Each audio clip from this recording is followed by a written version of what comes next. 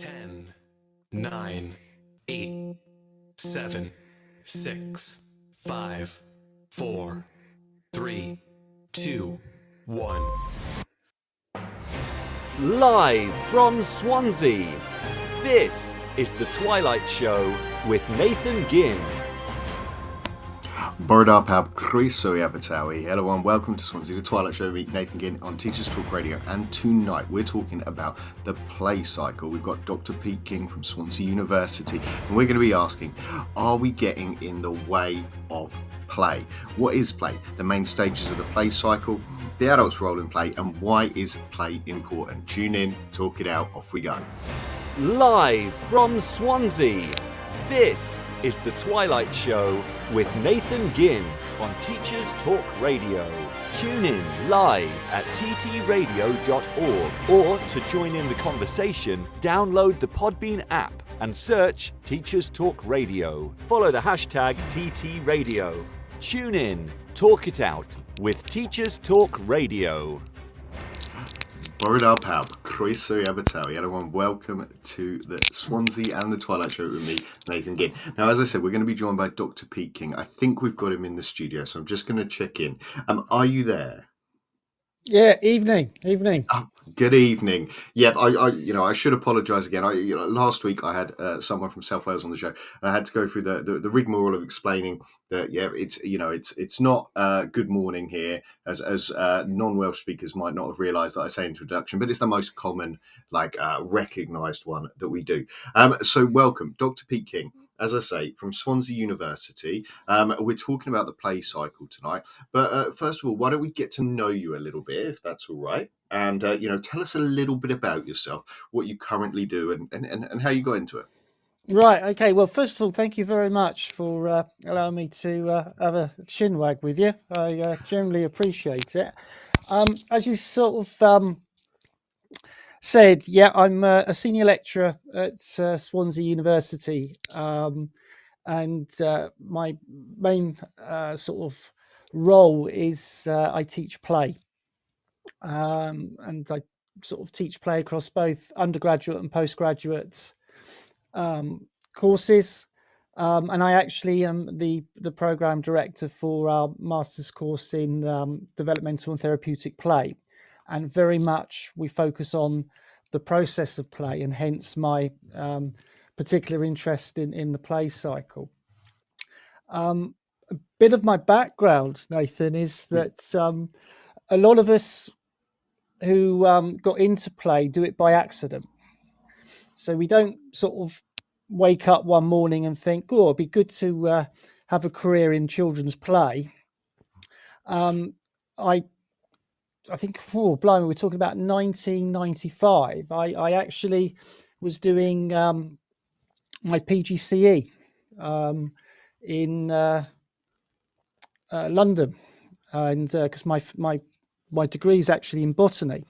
Oh wow! Okay. And I was on my placements, and I could always remember it was one of these. You know yourself, 2:00 on a Friday afternoon, and you've got the not the highest level of students, because they're placed in sort of categories of 1, 2, 3, 4, 5, and 6, and I think I was on about 4, and I was trying to sort of, and I use the word trying, to explain the sexual reproduction parts of the flower. Yeah. And I remember looking at the students thinking, you don't want to be here and I don't want to be here. And I think that's actually quite an important thing, because if you're going to go into something, I think particularly teaching, I generally have a lot of admiration for teachers, because it's not a 9 to 3 job. We know that. And when you've been the other side of it, you can see that it's not that. But I don't give up. So I made sure that I got the qualification. So I am technically a qualified secondary school teacher in science. I've still got my old DFE number somewhere. I can't remember what it is, but I never used it. Yeah. But at the time, I was actually, my course was in London, but I was living in Oxford. And one of my relatives was running an after-school club, and it was one of these after-school clubs that is not connected to the curriculum. So it's where parents who can't pick their children up at 3 o'clock, or because they're working or might be at college or something. And so they said, look, we need somebody just to cover the last summer term. So I said, yeah, okay, because I wasn't in work. I did apply for a few teaching jobs, but I think they could see the whites in my eyes that I didn't want the job as well. And I sort of thought, well, this is all right. But, you know, it again, not considering it to be a career. And then a school round the corner was setting up their own after-school club. And so I was encouraged to apply, and I got the job. And then that was sort of working 3 to 5:36. But in the mornings, I actually got a job in a group. So I was actually working with children in a playgroup setting, 2 to 4 year olds, and in an after school club in Oxford, they have a middle school system. So it was 4 to 9 year olds. And what I didn't realise was that I was entering in this field and this world called playwork. And playwork originated sort of from the 1950s, 60s adventure playground movement. That's where sort of this one of its histories and philosophies is based. And so I ran this after school club. Then I got a job just outside Reading in Wokingham, and it was running what was called a demonstration after school club project. And the idea was I'd set up 2 after school clubs, which then allowed schools who might want to have an after school club can see how it would run. And it was actually a DFEE, as it was called then, funded project. And so I was suddenly entering in the world of play more and more. I had a full-time job with it now. And then I moved on, and I was the play officer for Cheltenham Borough Council, running their holiday play schemes in Easter and summer, and that was running up to about 10 sites at a time. So it was being responsible for a huge number of people.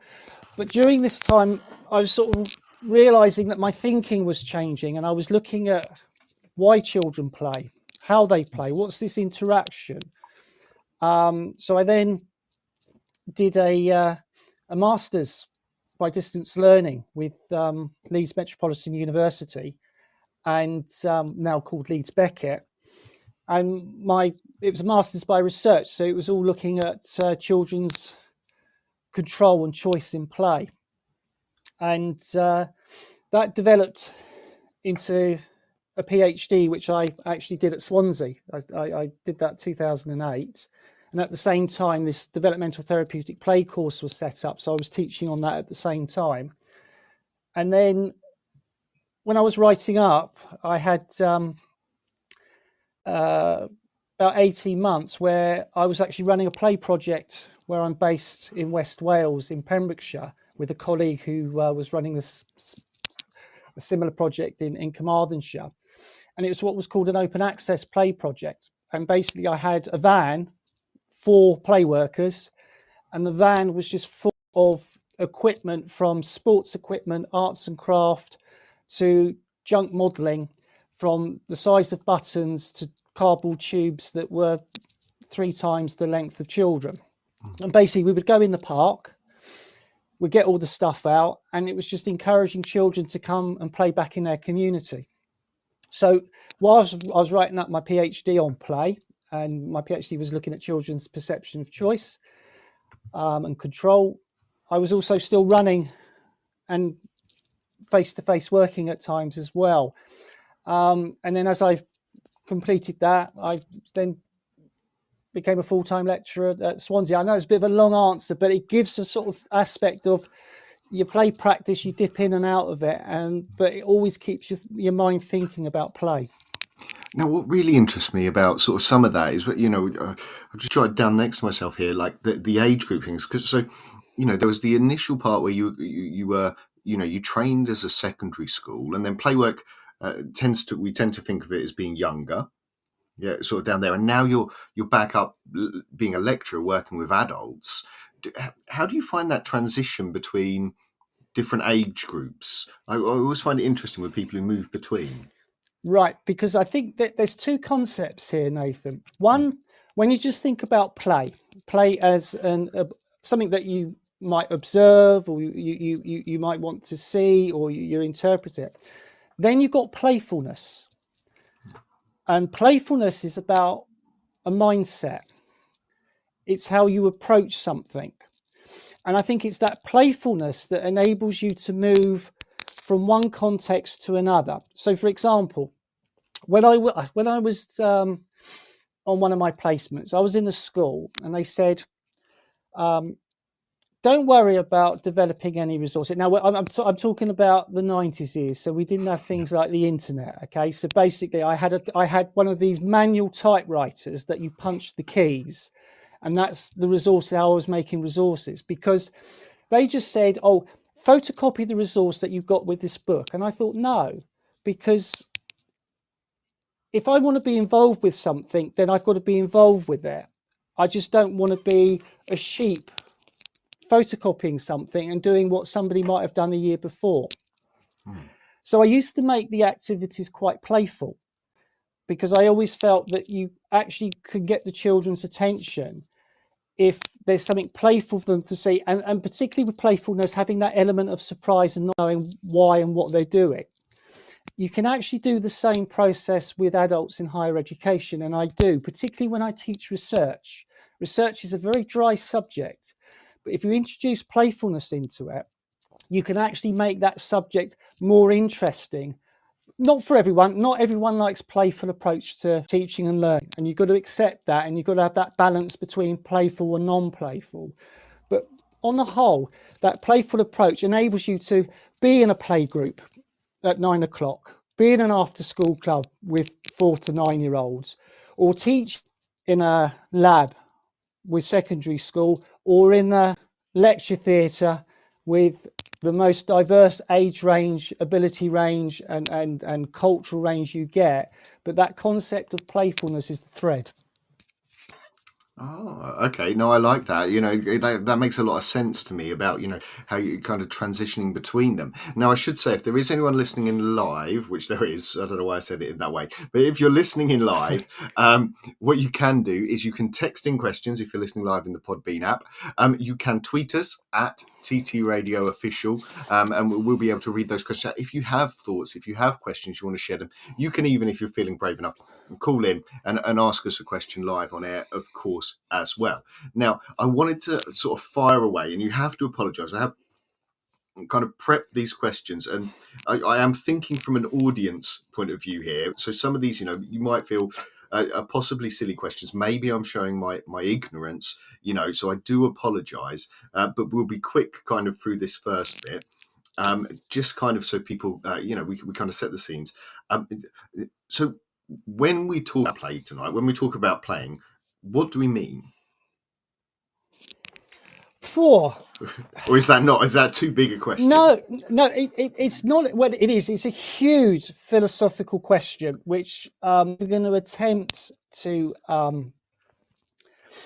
unpack in huge details, because the one thing about play is that the more you look into it, the more you think, I don't know what it's about, which seems like a bit of a sort of cop-out answer, but it's not, because it's like the unpacking something, more things emerge, and then you wonder, why have these things emerged?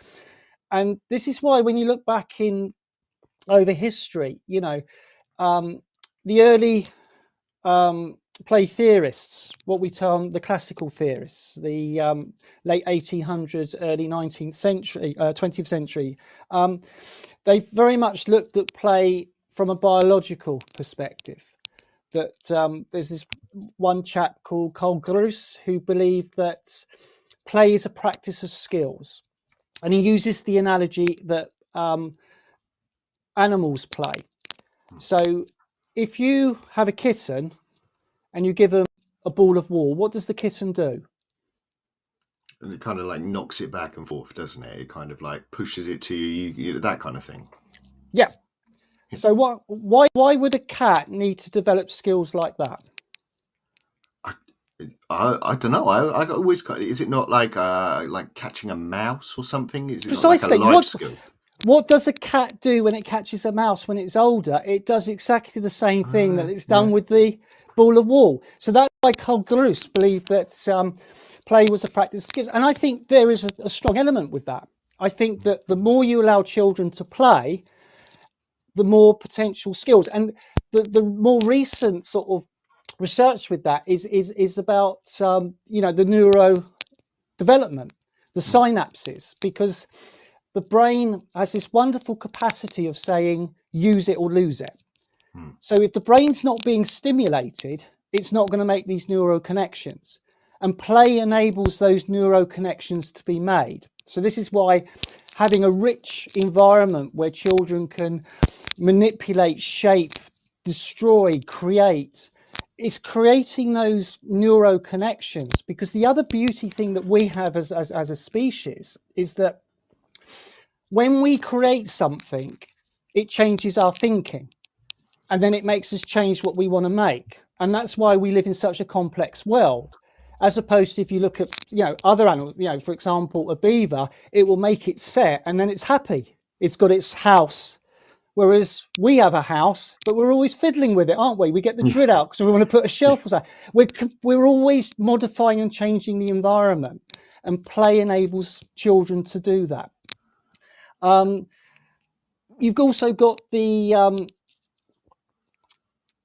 aspect of play being very therapeutic, Right. and that children, the reason why they play is that it's this thing about pain and pleasure and conflict, and being able to play things out to gain an understanding of what they've experienced, or trying to get an understanding. And it's that element, and it's not deliberate here, but here's your segue. It's that therapeutic aspect that actually initially underpinned the first putting forward of the play cycle. Okay. Because the play cycle is a concept that was first brought together by two people, Gordon Sturrock and Professor Perry Else. But it was a conference paper, so it wasn't a research paper. It was a paper that they put together. Every 3 years, the International Play Association have a conference. And in 1998, it was in Colorado in America. I got into play work in 1996, so I didn't know Perry, I didn't know Gordon, and I didn't know about the play cycle, because I was just getting myself sort of my first after school club and everything else. Yeah. And they presented this paper, and the basis of it is that the play space, from their perspective, is the natural healing space. So if you deprive children of play in the play space, you're depriving them of that natural space that they can play out, they can try out things, they can challenge things, they can determine aspects of risk, all these things that we need to have in life and we still need to have as adults. So again, that can link a little bit back down to Carl Gruss about, having those skills you practice that you still have to put in place as adults. Yeah. And what was interesting about the play cycle that they had, it was this paper. Let's say the play space, natural heat space. It's referred to as the Colorado paper because of Colorado in America, where the IPA is. Interestingly, just as a by thing, the next IPA conference is this June, and it's in Glasgow. Okay, so we could have the Glasgow paper. No, because they're not with us anymore. Oh, okay. But it's actually 25 years since they introduced that paper. So I'm actually going to be delivering at the conference. So I'm actually going to do a bit of a review of it So in one way, it won't be a Glasgow paper, but we're revisiting aspects with it, particularly with the research that I've done with my colleague, Dr. Shelley Newstead. So they sort of looked at play. Now, a lot of the times, and again, going back to your question about the context, you often think of play because it meets a particular outcome, and it might do. We can't categorically say there's a cause and effect. There's too many variables in the world to say that it's actually play that does this, but there's a strong correlation, strong relationship. And this is where I do actually have a lot of empathy with teachers, particularly in the early years and in the early stages of the foundation stage, and in England, the early years foundation stage, the foundation phase in Wales, isn't it? Is that play is often used because it wants to meet a specific outcome. Now, I always say to my students, I have no issue how people are going to use play, adults per se, but be honest how you're using play. Don't dress it up as one thing and pretend it's something else. So, for example, play therapy uses play to meet a particular outcome because they might be working with a child or group of children and they want to get them from A to B, but hopefully through the process, the children are working this out itself. So going back to this sort of therapeutic aspect. Same with the looking at play to meet certain attainments or outcomes. You might up that because you want to see if children are developing their fine motor skills. Again, no issue with that. The key thing here, though, and this goes back down to this aspect of playfulness and goes back down to the mindset and the approach that you have, the disposition that you have, is that what we think is play as an adult, children might not think it's play. And often, if children haven't got the control or autonomy, the aspect of play or their perception of play decreases. The more they see the adult in control, not all children, sometimes some children like playing with adults. That you know, it's not a catch-all statement, but more often than not, children like to have the control and the autonomy of the space and the resources, and they will determine that that's play more than if they're set a task that might be playful. It might be an approach that looks at play, but they might not perceive it as play. What the play cycle focused on was the process. It wasn't worried about outcomes of play. It was saying, right, play may have a process, and if we focus more on the process and as adults we support that process, then potentially there can be more outcomes than if you just try and focus play to a specific outcome. The simple analogy I always give is that if I've run out of coffee and I like a certain brand of coffee, and I go to the supermarket, I go straight to the shelf, and if it's not there, I'm disappointed, and I leave, and I've got nothing. So if you're focusing play on one particular thing and it doesn't happen, well, what do? Do you just keep doing that till you see it? Or instead of just sort of thinking, right, I like this particular brand of coffee, but I'm going to have a wander around of the supermarket. And actually, I see other things that I thought, oh, I didn't think of that. I'll have that. And then I might see a different brand because I've got my... And that's the thing about the process. The process can potentially lead to unexpected outcomes. And allowing children to have that control and autonomy might not get to the adult outcome. It might actually get to a child outcome that we hadn't considered and hadn't thought of. And that's sort of the process of play. And that's what we focus on in Swansea with the courses that I do, is that we focus on supporting non-directive play practice. Okay, so I'm going to ask my next question. I don't want this to be like in any way, I should say, I have spent my time. I worked as a play worker up on May Hill. But play then is natural, and all animals do it, and we do it, and we've talked about cats doing it, and young children want to do it. So it's a natural thing. So is it an easy thing then? You can make play as easy and as complicated as you like. So does it like? if I was to, if I was to not do anything, would I get good play, or is it, and that's the bit I think, and I know we're going to talk through the play cycle in a bit, like in real detail, and go through. It interests me, this kind of the adult part that you've talked about. Then, so does it just come out? I think is what I'm asking. Yeah, I think that the belief, particularly within the underpinning theory of the play cycle, is that play is a drive, a bit like sex is a drive. Right. And so it's going to happen. Right. There's a chap called Gordon Burkhardt, and he's an animal behaviourist. And I went to one of his presentations at a conference a few years ago, and he shows this lovely video of fish playing. Oh, okay. And whether you buy into it or not, he's very convincing. Yeah. But it's this thing about that actually there are certain things that stop play, and there tend to be things that are stress related. Right. So when an animal is fed, loved, warmth, shelter, it's what he terms a relaxed field.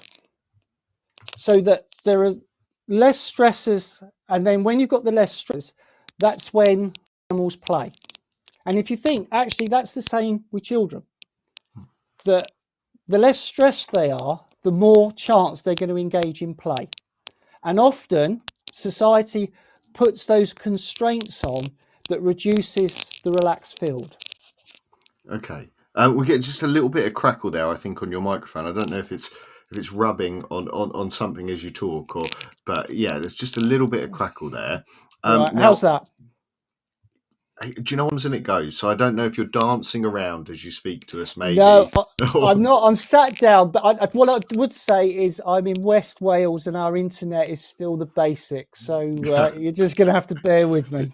Yeah, no, do you know what? It very much could be. Sometimes the rain will make mine stop. Who knows? Yeah. Right. Okay. So we've talked a little bit about the, natural, these things, fish are playing. Now, the other bit I wanted to ask you and kind of get out of the way before we really dive into kind of the stages of the play cycle was about this kind of whether it's a child thing, is it like Peter Pan, and then you forget Never Neverland and we grow up and we don't do play anymore, or is it a human thing, or is it just for very young children? No, play is part of our character. Play is part of who we are. And I mean, I've got one of my students just starting their dissertation, and they're looking at older people's perceptions of play. Okay. And actually on Twitter, I saw this lovely short video, and it was taken in various residential care homes, and you can just see the play that's going on. You can see the playfulness. We don't stop. What happens is society, unfortunately, because we have to go to work, otherwise if we had the time and the space, but our play, I would say the quality of it will differ. So how, for example, how 4 and 5-year-olds engage in rough and tumble play is qualitatively different than when teenagers do it. Right. Because the reason and the rationale why 4 and 5-year-olds do it is often just because they're playing with their peers. Whereas when you get to the teenagers, there's some research that's being done on it, is that sometimes it's actually being used as a way of showing your prowess, your strength, and actually trying to attract the opposite sex because, the hormones and everything else are kicking in. So play always happens. It's always, I mean, I can imagine everybody in the staff room will sit there and think, actually, I know who the playful person in that staff room is.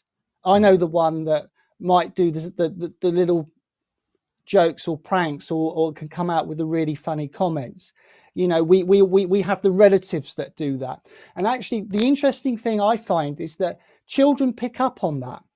Children tend to really migrate to those playful people and those playful adults. So yeah, I think it's a quality that we don't lose. It's whether we have that relaxed feel to be able to express it.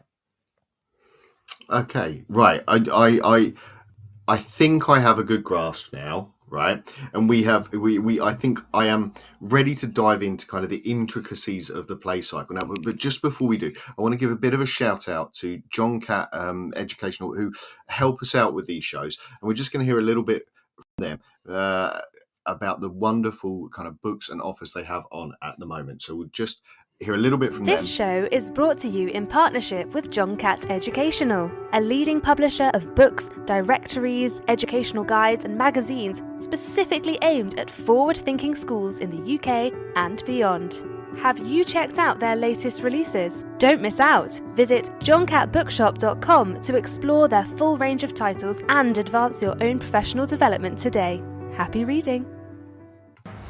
Live from Swansea, this is the Twilight Show with Nathan Gynn on Teachers Talk Radio.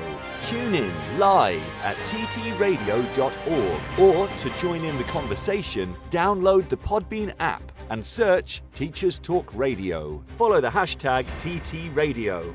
Tune in, talk it out with Teachers Talk Radio. Or at our pub, Croeso i Abertawe. Hello everyone, welcome to Swansea, welcome to the Twilight Show. Meet Nathan Gynn here on Teach Talk Radio. We're joined by Dr. P. King from Swansea University. We're talking about the play cycle. We're just going to dive real deep into it in a second. I should say, wonderful John Cat there. Great to have them supporting us. But absolutely terrible for my bank balance because I've spent an absolute fortune and probably could a room in my house after the amount of books that I've ended up with from them. So great to hear from them. Now, welcome back, Pete. Hi.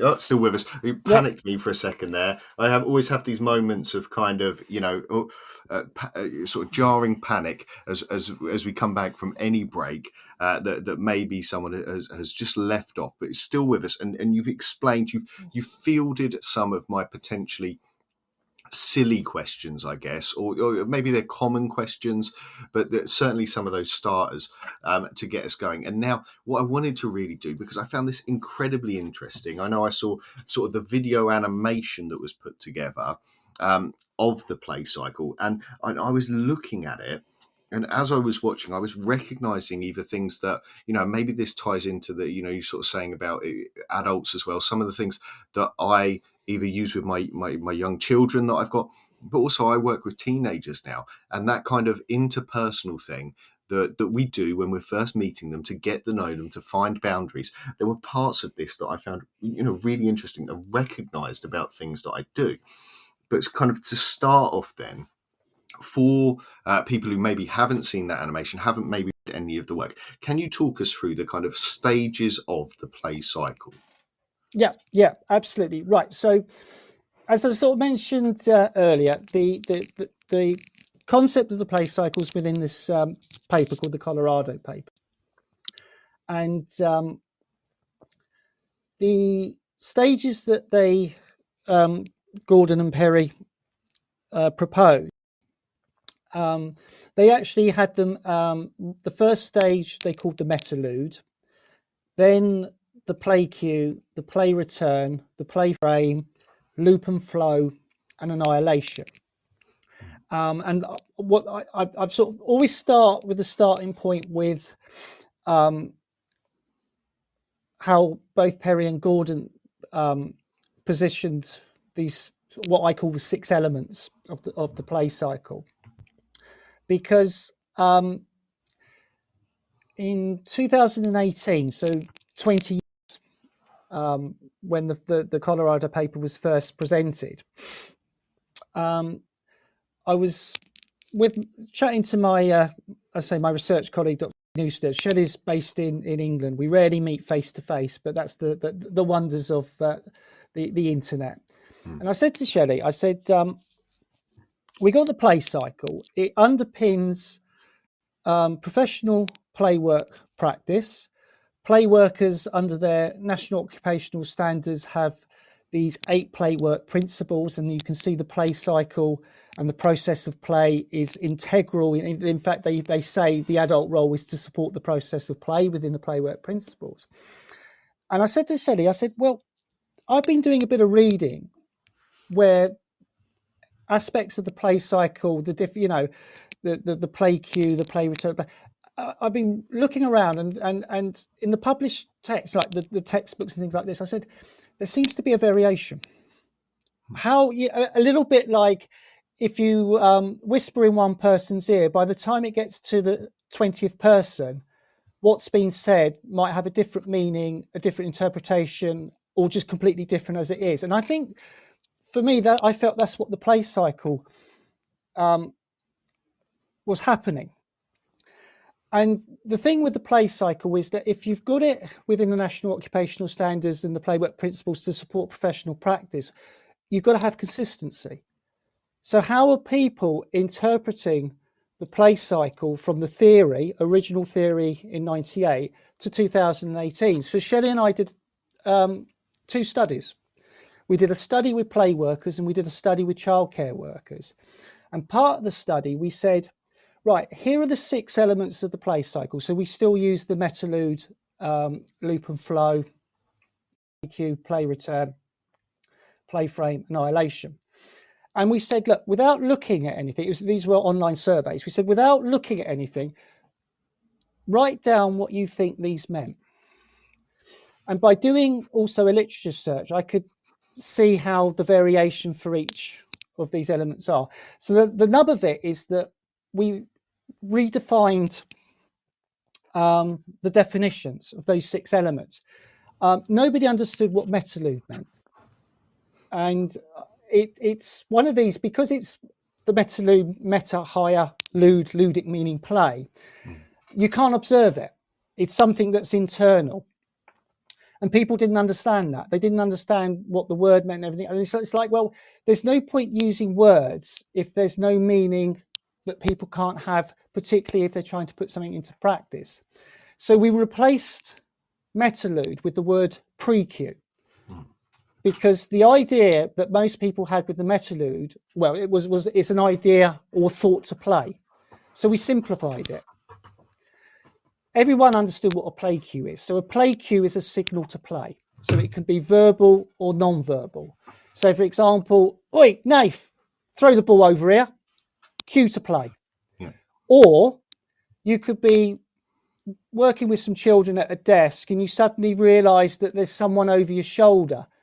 And we've all been in that position. We're thinking they want to join in, but they're not saying anything, but they're giving a non-verbal cue that they want to. So play cues can be verbal or non-verbal, but they're a signal to play.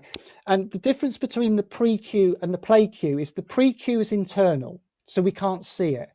The play cue goes from the internal world to the external world. So we see the play cue. Yeah. Now, can I ask about the kind of pre-cue there, the metalude, that part? So does it come from somewhere, and do we want to promote it in some way? You know, I'm thinking about maybe, you know, when I've been into early years classrooms, when I've seen sort of invitations to play laid out and things, is that how we get it to happen? Right. Yeah. Okay. So what I would say is don't use metalude. Right. Just stick with pre-cue, because I think people understand it. Now, the pre-cue could be a conscious or unconscious idea or thought to play. Now, nothing in this world is original, Nathan. Okay, and I was delivering a online presentation about the play cycle. It was somebody in Australia. If you think the microphone is bad here, you from my house to Australia. And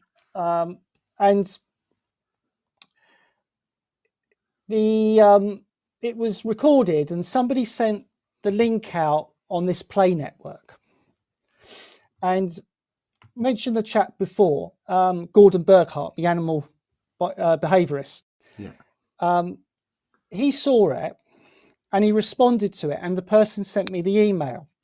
And basically what he said was that he met with Gordon at a conference, and I know the conference it was at because I was there, because I bought Gordon's book, Gordon Burghart's book, and he signed it. And what he said in this email, and I read it, he said that the play cycle is an interesting concept. However, there is a similar version called the functional cycle that was in the early 1900s by a German called Van Oxel. And I thought, oh, blimey, okay, I'm going to have to look at this. And what it was it is a cycle, but it's done in reverse. And basically, what Van Oxel was saying was that animals will get from the environment what they want. There's got to be an interaction between what the environment offers and what the animal needs. So, for example, if you've got a grass stalk or grass, a sheep will want that grass different to an insect. It's getting different things from it. And what Van Oxel called that was a perceptual cue. So we as animals perceive things from the environment.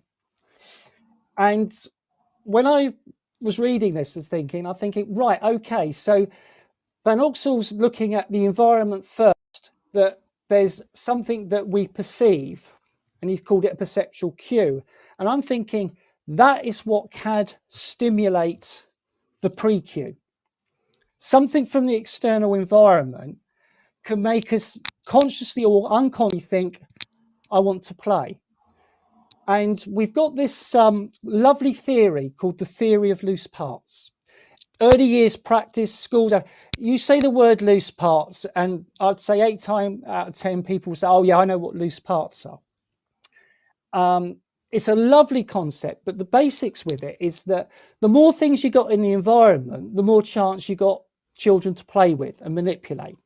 So a loose part can be a bit like when I talked about the open access project, where basically our van was full of loose parts. Yeah. So you get it out and children can manipulate it. Junk modeling, classic example. Good thing with junk modeling is that, you know, you don't worry about the boxes if they get smashed or torn or ripped.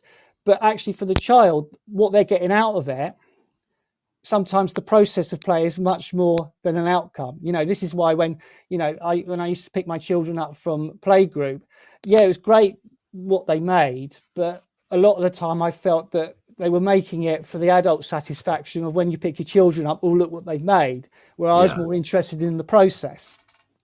Yeah. And so loose parts, this is why having a very well-resourced play space, whether it's in your classroom, preschool, in a playground, it can stimulate the idea, the pre-cue to play. And that's where the environment offers a perceptual cue because we perceive it.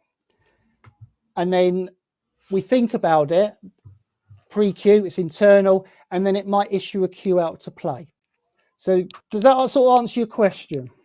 Yeah, I think so. I think, kind of this idea, because I'm thinking, particularly from schools, particularly in those earlier settings or where that pressure is, and maybe this is putting too much pressure on of myself, of what I think, like getting something out or getting play to happen. So we can kind of set the stage then, and I can have lots of options. But as far as sort of implanting that kind of play or prescribing it, that's not what we're talking about then. What I would say is it's about how you resource the environment, okay? Because going back to the open access project, we decided we would offer the team at lunchtime to schools. And many schools, particularly, very much focused on primary schools.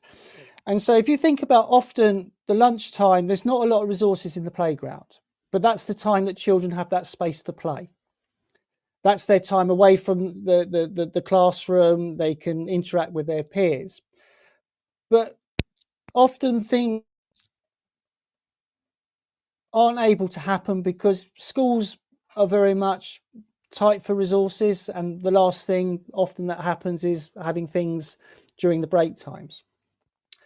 So we would go in And what happened was that the whole playground, you could just see play just happening in little sections. So you've got all these different play cycles, all these different groups of children playing.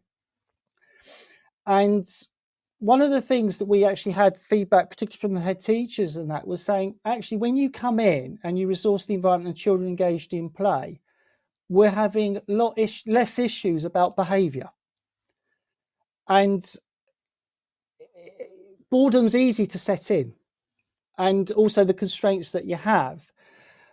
But, you know, going back to like the adventure playground movement, the whole idea of the adventure playground was, you know, it was junk modelling on the large scale, building dens, hammer and nails and things like this. Now, I'm not saying, you know, we introduce hammer and nails into schools, don't go, but it's the concept of the more the play space is resourced, the more potential ideas and thoughts to play.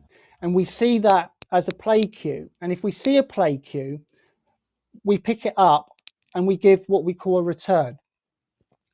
And it's the having that play cue and that play return that actually forms the play cycle.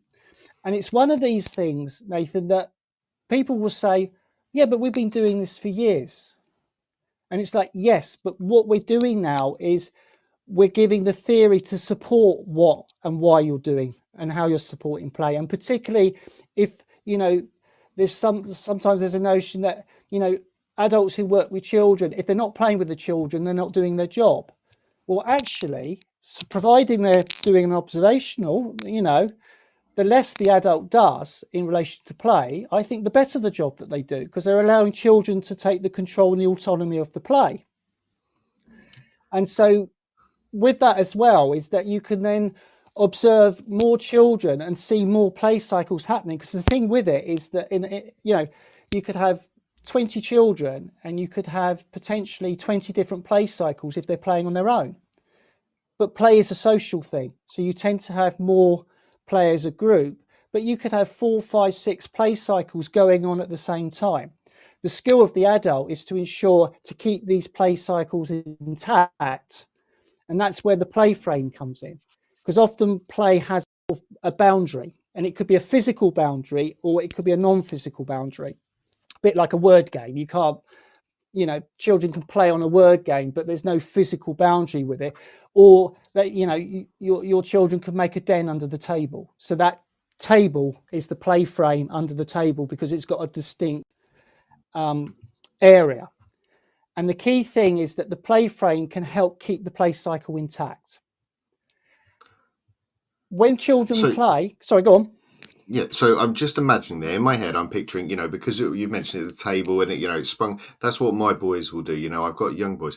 They'll do that. They'll be playing the table, sheets over the table, or whatever, you know, they've decided to do. Inside that, there is play happening. And that is what you're saying is the play frame. Yeah. The play frame would be the boundary the play cycles within that boundary. So if they've put a sheet over the table, that rectangular area that encompasses the table, within that is the play cycle of what they're doing under the table. Yes. And then, so I would recognise then from observing them do that, when they step out from under there, the kind of play changes or is stopped at that, you know, at that point it is somehow different to me. And I recognise that sort of in my own children. That would be then sort of the end of the play cycle? No, because the idea with the play cycle is that play cues don't stop. Right. So you continually having play cues and returns. There's one aspect with when does a play cycle start and when does a play cycle stop. And part of that is always going to be individual interpretation. And I've done studies with students using video and with children, with colleagues observing children in sort of real time. And what we can definitely say is, yes, we can see the play cycles, we can see the returns. There is always going to be a little bit of difference from one person to another where they feel a play cycle stops and a play cycle finishes. That's fine. But what happens within an established play cycle is that you're still going to get play cues and play returns. And it's having those continual play cues of play that we then get into another element of the play cycle called flow. Originally, it was called loop and flow. People understood flow, but they didn't understand the word loop. And flow is a concept that was introduced by this chap called Mikhail Csikszentmihalyi. And basically, flow is that thing when you're engaged in an activity and you suddenly lose all notion of time, space, the real world. And we can't see flow, we can only interpret, because it's an internal thing again. But I remember I was with my team this one day. We went to this school in Pembrokeshire, and they only had 28 children in the school. So the classroom had the whole age range. Yeah. And when we arrived, we got all the equipment out. One of the most popular equipment we had when we used to take to the park is we had this 2 or 3 plastic barrels that children could get into and roll down an incline. Okay. With. Yeah. And so we had them, and we got everything else out. And I can always remember this because the teaching staff came out and they lined all the 28 children in a row. And they hadn't a clue, and a Scooby-Doo why we were there. So we just sort of explained who we were and everything else. And then we said, here you go and play. And they looked at us, they looked at the teachers, and the teachers just gave that nod, that nod of, yes, you can play. And it was really interesting because in a split second, they went from lining up.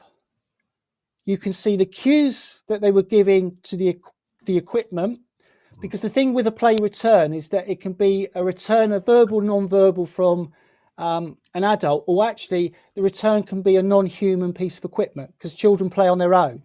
So if they play on their own, they're not going to get a return from an adult, but it might be a resource or something. So again, the importance of having a resourced environment.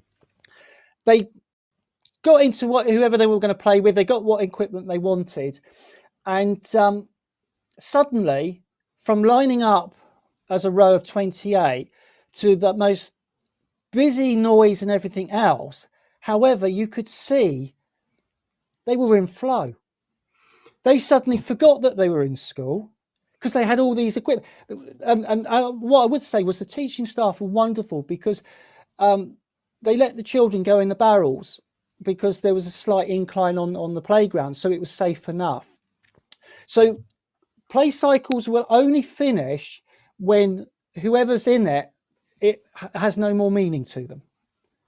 So flow is an important aspect, and this is why I think when children play, and I always try to do this with my children, when they're in a play cycle and they're in flow, the last thing you want to do is suddenly say, right, your play's stopping. Right. Okay. And I always remember taking one of my children. I had to go to the doctor. The doctors used to have a little box of toys in their surgery when, so they talk to the adults. And one of my children was playing with something. And then, of course, because you're in the doctors and there's other patients, I just thought, all right, I've got to go. And I picked them up. And I remember absolutely screaming the room down. And when I look back and reflect on it, it was because I broke their play cycle. They were deep in a play and I suddenly stopped it. And I always think with children, particularly primary school children and younger, is that when they're in break time, they got that dreaded bell that suddenly they're in play and they've got to be out of play. And I always wonder, would it be useful to actually have a bit sort of Pavlov theory here, but actually have a sort of bell to first say, right, the play's got to stop now, and then have the bell say, right, break time's over. So it gives children the time to actually process that they're going to have to come out of their play cycle. Okay. Now, I want to ask you another thing, though, because, you were talking about those barrels there, and you said that stopping the play is the worst thing you can do. But I think potentially, and maybe this is my background, maybe this is my training, or just the control within me, I was thinking of those barrels, and I was thinking back, when I was teaching outdoor, I had those lovely children lined up. And in my head, that could have gone very differently without someone like yourself there, where we might have, as teachers, have brought them over to the barrel, showed them how to get in the barrel, told them that they had to roll it to a certain distance and then get out the barrel. And we might have, and so it might have looked a bit like the same thing, but it wouldn't have been the same thing. So with the adults then, is interfering the right word? Can we get in the way of the play happening? Right. If we go back to one of my children ringing me. If we go back to the original paper, and the whole idea is that the adult supports the play process, and we can do it in one of four ways. One they term as play maintenance, and we're basically just doing an observer role. So we're just ensuring that the play cycles are intact. The second one they termed as simple involvement. So we act as a resource. So the video shows that the child has got a box on their head. The adult has a pen. They're acting as a resource, giving the pen so another child can draw a face on the box. Right. The third one is medial intervention, where a child might potentially cue in an adult to play. So, for example, I could be in the playground. A child comes up to me with 2 tennis rackets and a ball, gives me a racket. It's a clear cue they want me to play, and I'm more active in the play cycle.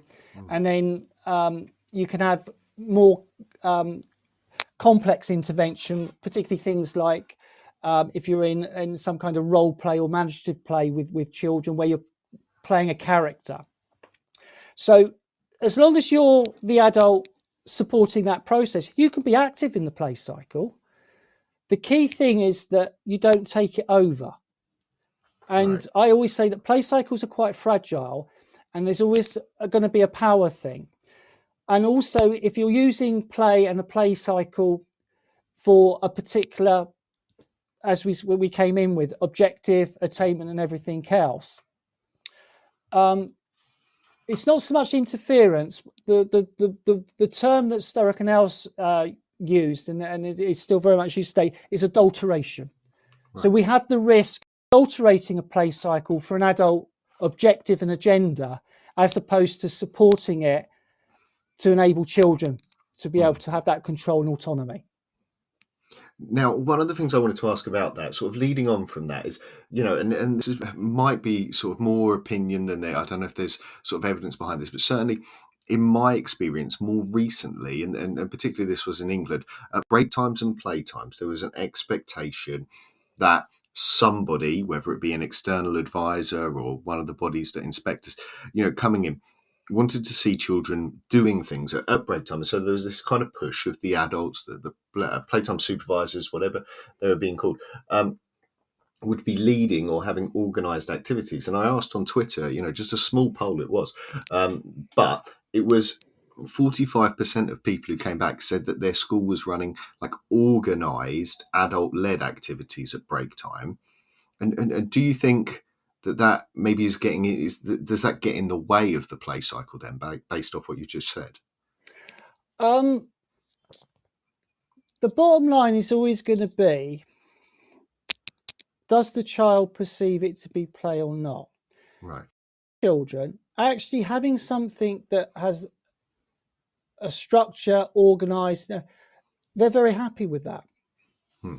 So yes, it could be very much a positive play cycle. If you think about particular children who have been diagnosed with autism, they have a very different type of play, an atypical different play to more typically what we term typically developed children. And autistic children's play can be very structured, repetitive. And so actually having a bit of structure and order is good. Children with potentially having a disability where they have to rely on the adult to provide organisation and structure. So yes, it has a place. What I think you're referring to here is where children, if they don't take part in it, then they can't. There's nothing else that they can do. Right. And that aspect, yes, I wouldn't use the word interfering. I would say you're adulterating their playtime, their break time, and actually, you're going to potentially have more resentment for children having to do something that they don't want to do, particularly that if they're in a classroom all day, and even if it's sort of play-based learning, it still has that sort of adult agenda. That's their education. Suddenly, when they have the break time, that's their space. And actually, you'll get probably more from them if, it goes back down to this thing about a relaxed field. Can potentially trying to organise the play too much put more stress on, as opposed to letting children have that control. Fantastic. And as throughout the whole of this, you're segueing me perfectly into next questions. Now, what we are going to do, and say if you're listening in, stick around for the news, because when we come back, I wanted to ask you about the importance of play, sort of the benefits, why it's important, why people should understand it. And so you're happy to stick around, Pete? Yeah, no worries. Fantastic. What I'll do is I'll mute you quickly just while we go to the news. And if you're listening in, don't forget you can text in the Podbean app, or you can tweet us at TT Radio Official to join the conversation, because when we come back, we are going to be asking about the importance of play and whether you think it's important in your role at school. We'll see you on the other side. This show is brought to you in partnership with John Catt Educational, a leading publisher of books, directories, educational guides, magazines specifically aimed at forward-thinking schools in the UK and beyond. Have you checked out their latest releases? Don't miss out. Visit johncattbookshop.com to explore their full range of titles and advance your own professional development today. Happy reading. This is Teachers Talk Radio, and this is Teachers Talk Radio News.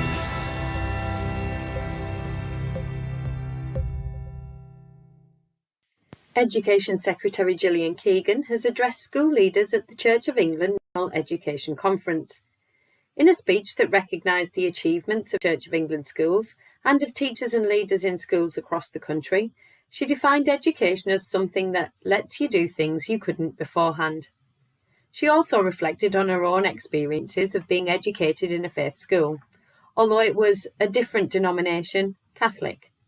She spoke about the importance of a faith which is still a core part of who I am, and recognised the work of faith schools, particularly Anglican schools, and the role they play in educating young people.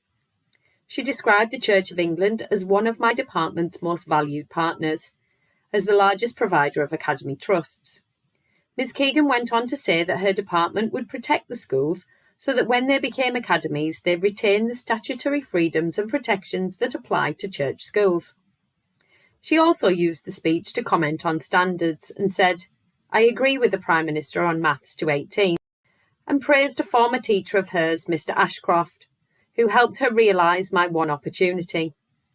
The speech was not without reference to planned industrial action by teachers in the National Education Union, when she commented that, for teachers to have an impact, they need to be in school, and stated that we will be funding schools in real terms at the highest level in history. The speech closed with a statement that her door is always open, asked that you now work with me to keep as many children in schools as possible during the disruptive strike action. Ms. Keegan ended with a focus on collaboration to make sure our education system flourishes for all children. Half of state schools in England and Wales will close on Wednesday as a result of the planned industrial action, according to reports in many media outlets. The action by NEU coincides with that being taken by civil servants, university staff and train drivers. While schools may close, many will remain open to pupils identified as vulnerable or at risk, as well as some schools offering places to the children of critical workers. The latest data from the Higher Education Statistics Agency shows that the number of EU students choosing to study in the UK has dropped by half since the UK left the EU. Enrolments by EU nationals dropped by 53%, from around 64,000 to 31,000 between 2020 and 2022. Whilst the number of non-EU nationals did increase at the same time period, the data shows that the UK universities still faced significant shortfalls. The exit from the EU and the changing international fee policy saw EU student fees rise from around £9,000 to as high as £38,000. The decline has been particularly sharp in student numbers from Italy, Germany and France. Similar falls have been seen in Scotland, with many mourning the demise of the EU's Erasmus scheme, as well as the loss of diversity brought to courses by students from the EU. Universities UK said the changes in numbers had dented the finances of some universities and impoverished campus life. The HuffPost featured an article focusing on new data which shows that 87% of teenagers want better and more inclusive sex education. The survey by student discount app Student Beans found that 39% did not feel represented in the sex education they received. 27% of girls surveyed admitted they did not feel comfortable setting and communicating boundaries with a partner, compared to 23% of male respondents. 89% of all respondents said they did not see LGBTQIA+ themes in the teaching. With Generation Z having the highest percentage of non-straight people, almost double that of millennials, perhaps time for another review. Finally, Schools Week focuses on Ofsted's announcement on how it will conduct thematic reviews of alternative provision. Visits will take place in the spring and summer terms, with a national report out in the autumn. The visits will not result in judgments, and the report will not identify local areas specifically, although they will be listed separately. There will be a focus on how AP supports children to stay in mainstream, and full details are available on the Schools Week website. This has been your Teachers Talk Radio News with Joe Fox.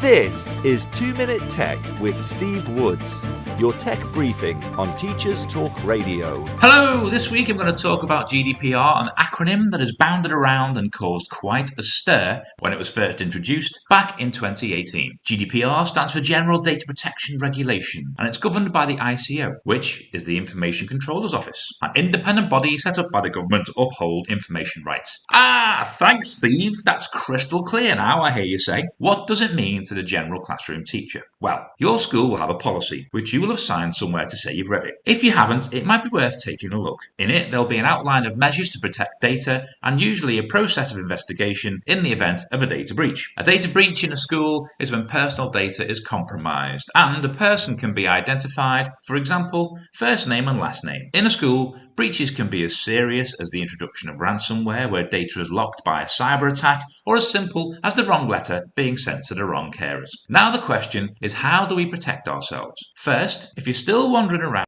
with a USB pen hanging off your lanyard, make sure it's encrypted. There is lots of free encryption software around. If you can, migrate your data into the school's cloud. This puts the onus back on the school to keep the data safe. It's also backed up regularly. I know what you'll say next. If I'm in the cloud and the internet goes down, I can't get my plan in. Yes, you're correct, but your school laptop will be encrypted, so leave current files locally to enable working offline. If you have a machine with a small memory like a Chromebook, sync what you need and leave the rest in the cloud. With the top ads on a search for school data breach all reading claim around £10,000 today, obviously no win, no fee, do you want to cost your school that much money? I'll leave you with this. If you take a digital register and display it while you take it, could it be classed as a data breach? As always, I'd love to hear what you want to know about tech. Let us know at TT Radio Official. I'm Steve Woods, and that was 2 Minute Tech. 2 Minute Tech with Steve Woods, your tech briefing on Teachers Talk Radio. Live from Swansea, this is the Twilight Show with Nathan Gynn on Teachers Talk Radio.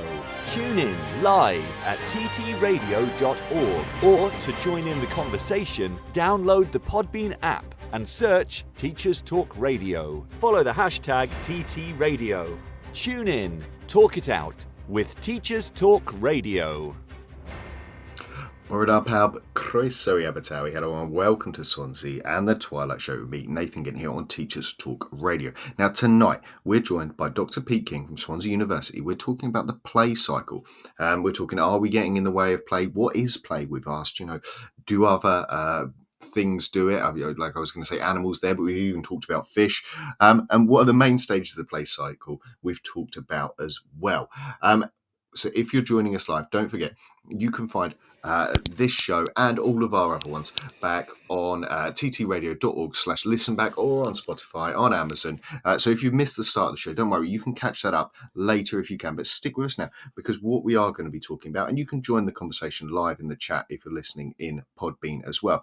But what I want to ask you, Pete, is about so why is play important, and what happens if we don't allow the sort of play cycle to develop naturally, and that's my question. I tailed off there. Why is the play important to our young people? I think, going back to the original play theorists, the armchair philosophers, through to when children became more subjects in research and realizing that play is important. You got Piaget theory, the role play can have. He classified play as pretend, symbolic games with rules, and you got Vygotsky and his concept of the zone of proximal development, where the more supportive adult, or it could be a peer, can take the child from their actual level of development to potential. Play has always been central to these concepts. And, going back to this thing about, you can look at play in different contexts, consider it in different contexts, but there is developmental and therapeutic potential in play. Hence, that's why I've been involved at Swansea, and part of the course we do is looking at that developmental and therapeutic potential. The other thing to always bear in mind as well is that Cambridge University have been sponsored by Lego to look at the developmental and potential of play.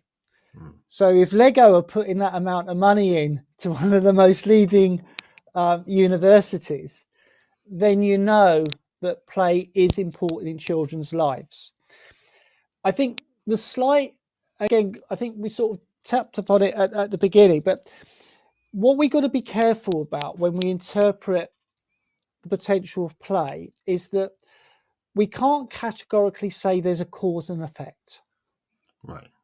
Because there are too many basically, to say play is important in cognitive development or physical development, social development, emotional development, these domains that play have been looked into, you have to try and negate all these other variables that could contribute to it, and you can't do that. So all we can really say is that there is a strong relationship that play has to these areas of development. But they do. I don't think we can argue that they don't, because it's difficult to disprove that they aren't involved in it. But play, I always think, and this is where I think the play cycle is important in the process of play, is that it enables these areas of development to be directed by the child as opposed to being directed by the adult. And the I think it was in the 1980s in Romania, where you had a lot of children who were orphaned, and they were just literally placed in hospitals. And their whole life was pretty much 24 hours a day tied to the cot. Right. So they had no interaction with the environment. There's so many children in these hospitals that the adult literally could not give any time. So there was no social interaction and everything else. And what they were able to do, thank goodness they're not in existence anymore.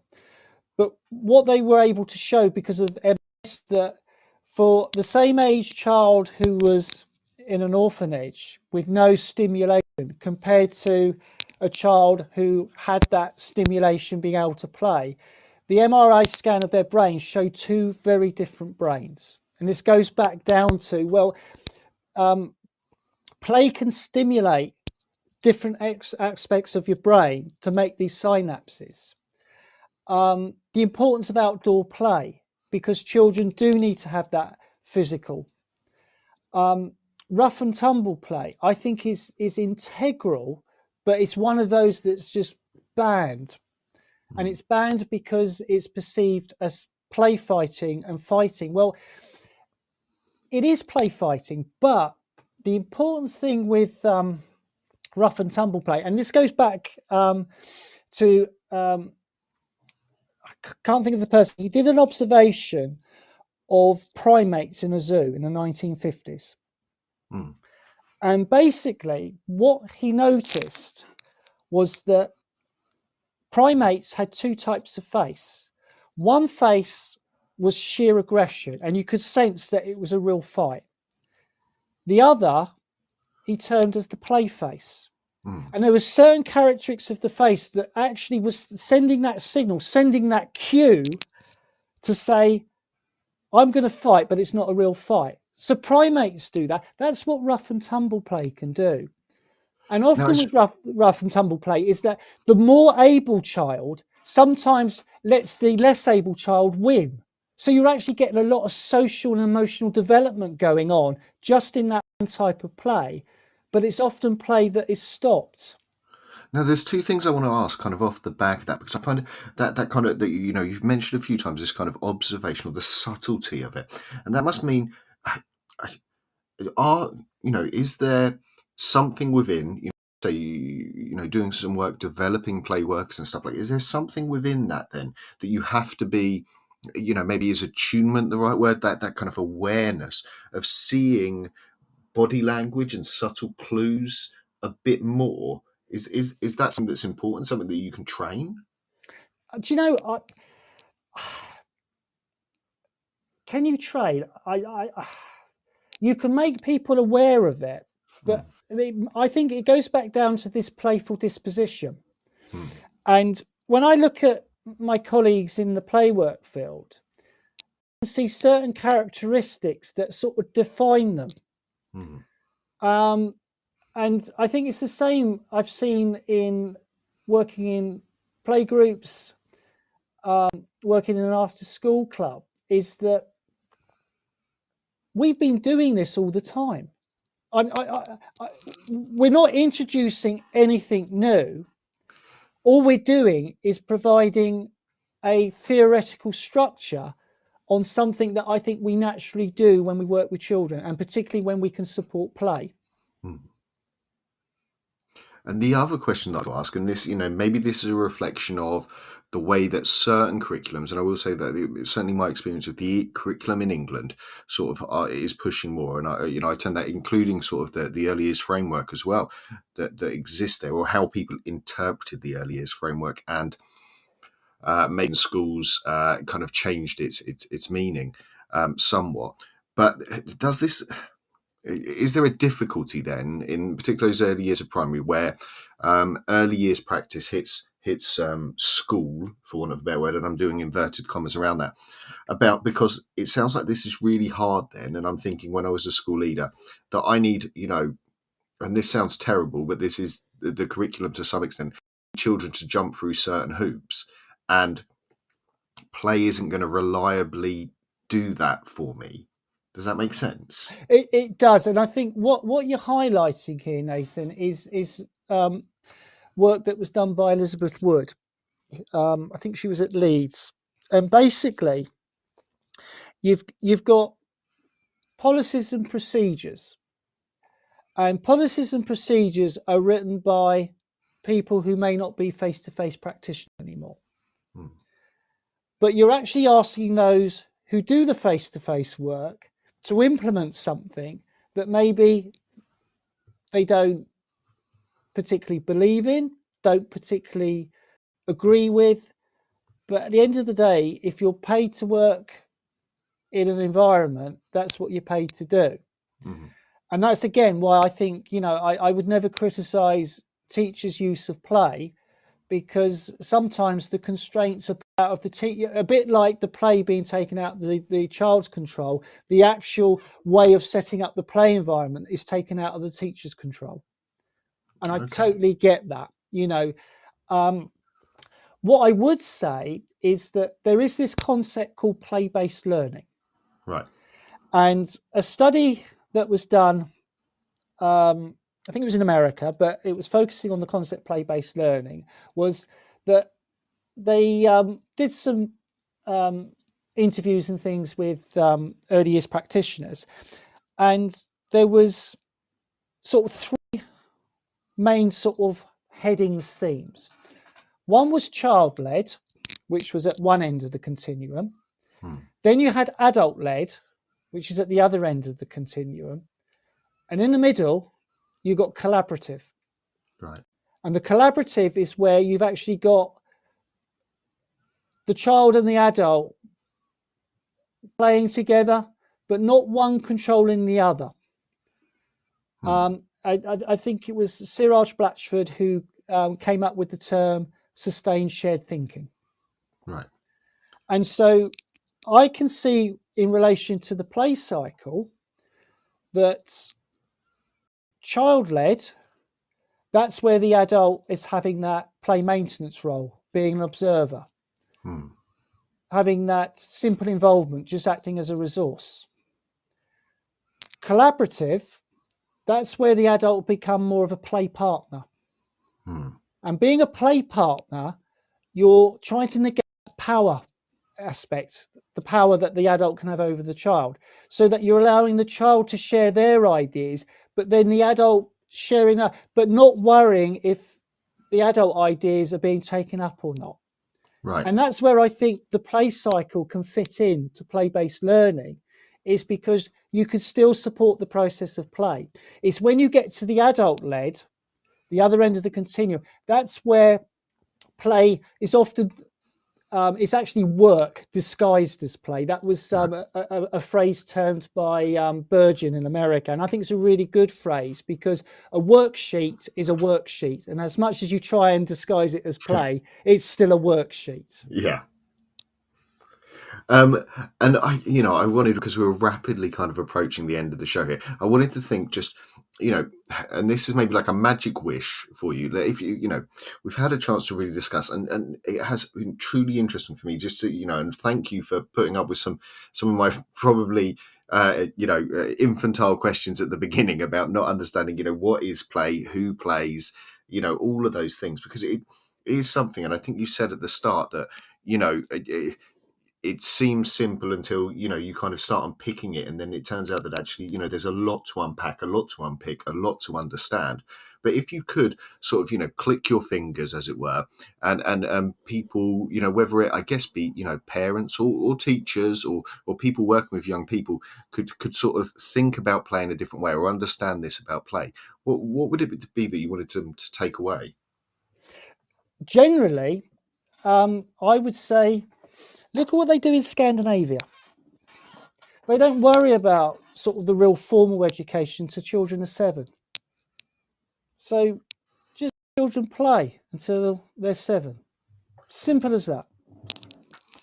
Oh, fantastic. And it's, as I say,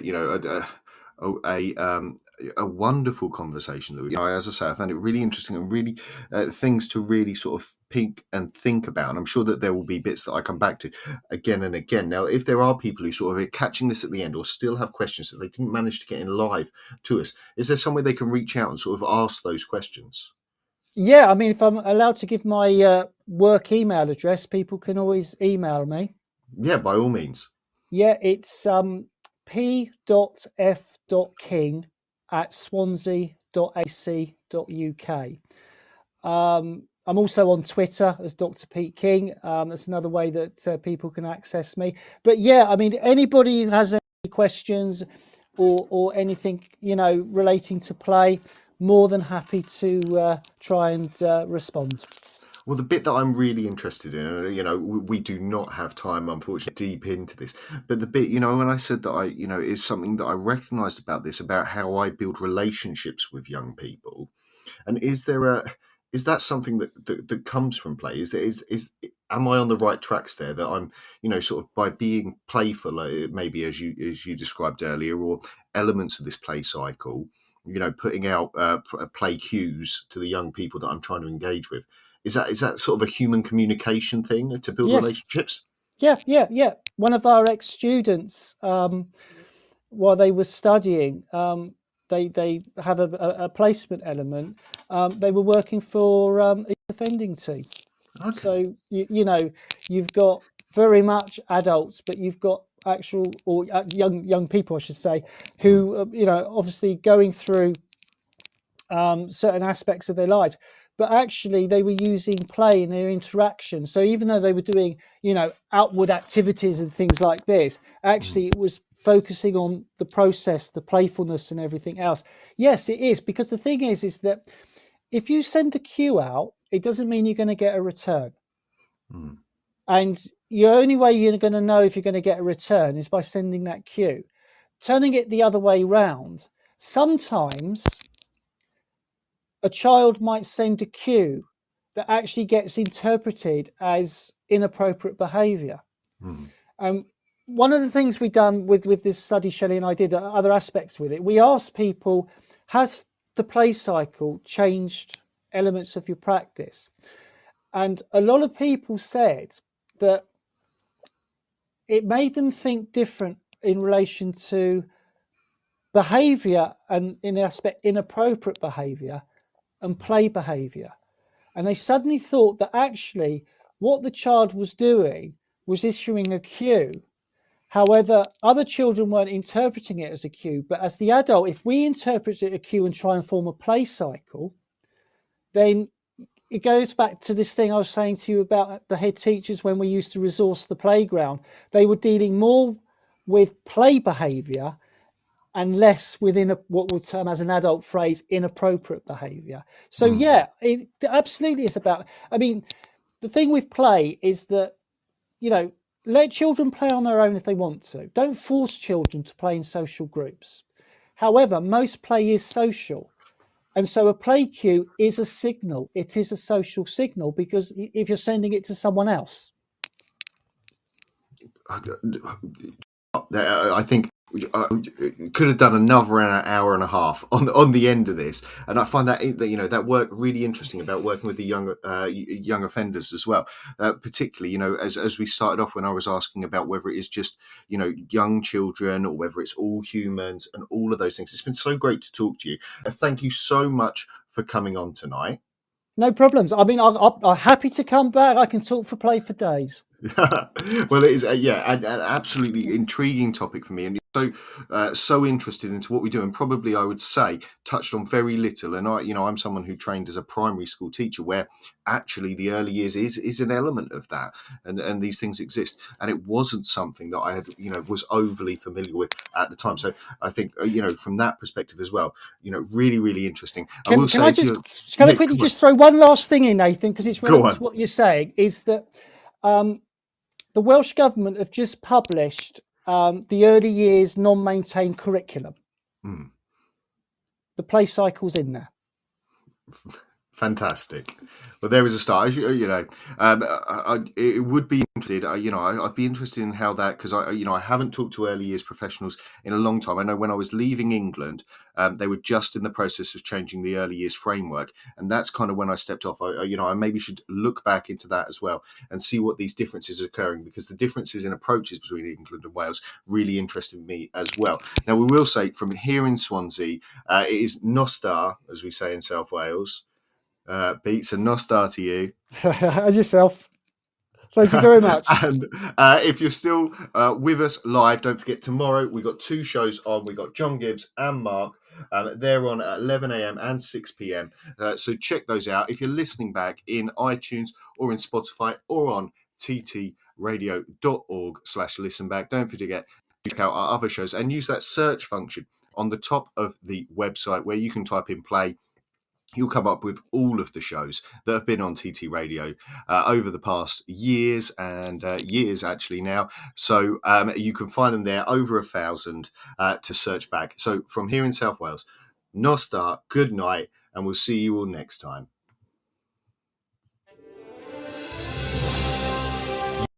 listening to Teachers Talk Radio. Tune in live and listen back at ttradio.org. We look forward to hearing from you next time on Teachers Talk Radio.